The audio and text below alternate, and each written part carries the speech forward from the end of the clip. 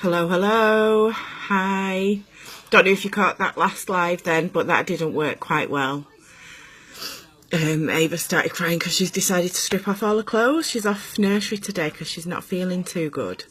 She's got a bit of a cold, but I think she's got a bit of a temperature as well, so she's had some medicine because she's stripping off.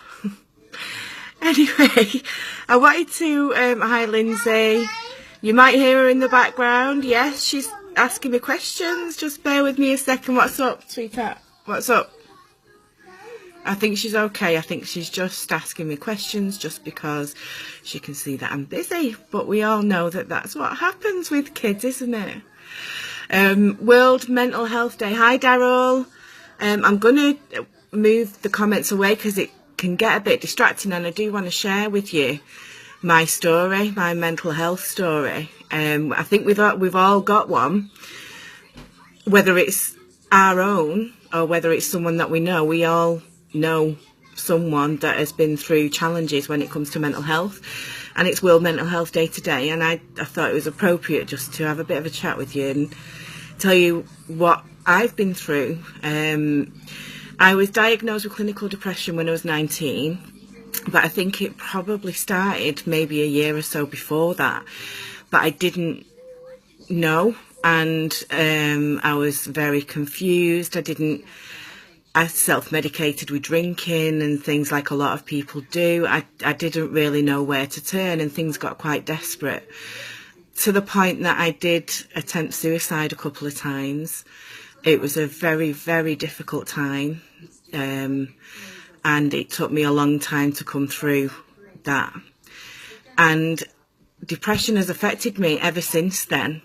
It's something that's always been in the background, and I've received counselling for it. I've had talking therapies. I've also been on medication. I'm not at the moment, but it's not something that I would ever rule out.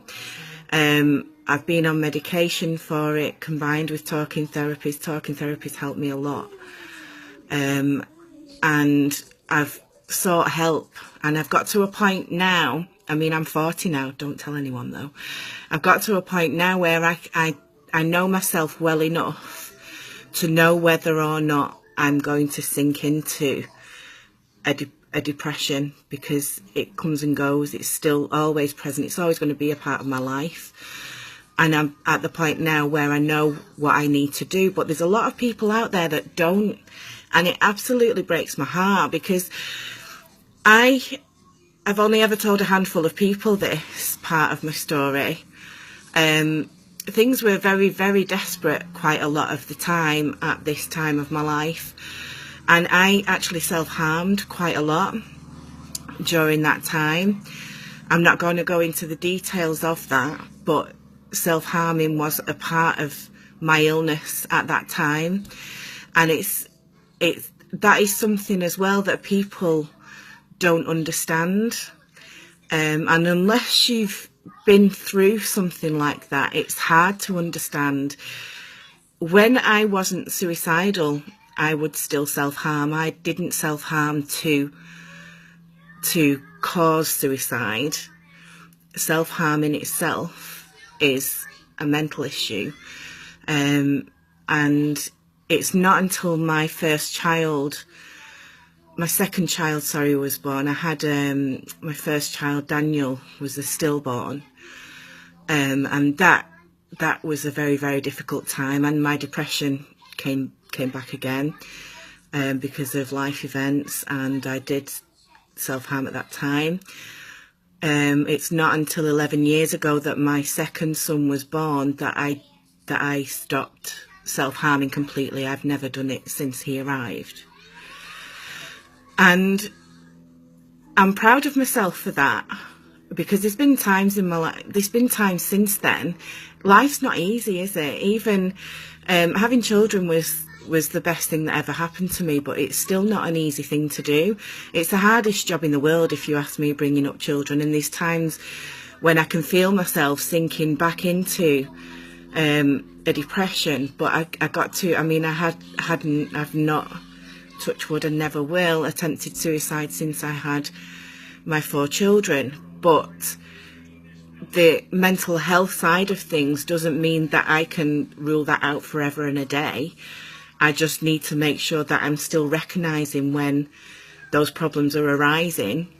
My first 3 children, I believe I had a touch of depression after postnatal depression with them, but nothing too serious with my first 2, sorry. My third one though, I had very, very severe anxiety as well as postnatal depression, and that's something that I'd never ever experienced. I'd always had, because if you know about mental health issues, depression and anxiety are things that can go hand in hand. Now, I had minor symptoms of anxiety when I was going through a depressive phase, but nothing like what I felt when I had my 3rd child.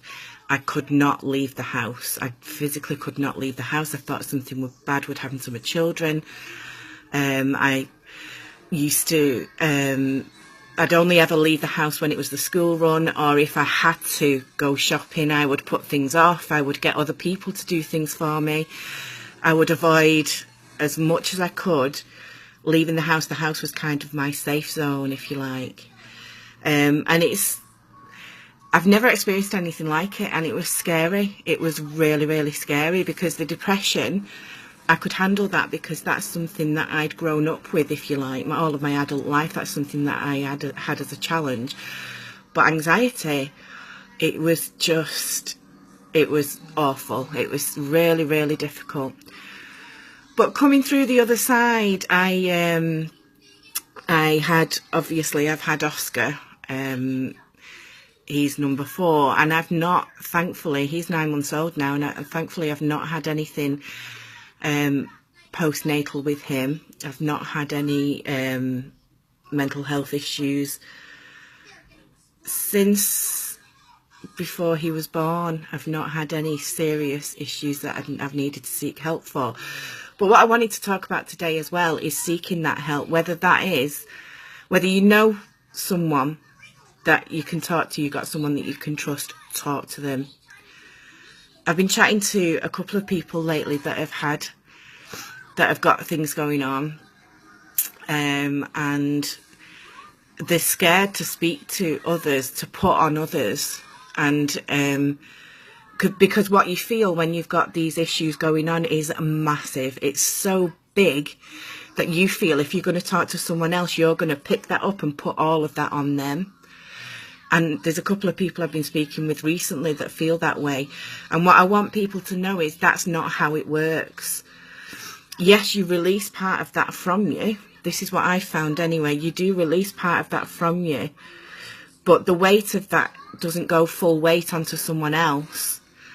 It's shared, and it's easier to deal with when it's shared. And that's why talking about it is massively, massively important. Even if it's just a friend that you trust, even if it's someone that you don't speak to very often, if you trust them, excuse me, even if it's going to the doctor or getting a health visitor or speaking to someone at school, if you've got children in school, anyone that you feel that you can trust, speak to them, because it's heartbreaking to know that people feel that they can't. I know people that have gone through depression and they've not made it because they didn't know who to speak to, they didn't feel like they could, and there's always someone that will listen, and there's always someone that cares, always, and you don't have to go through anything on your own.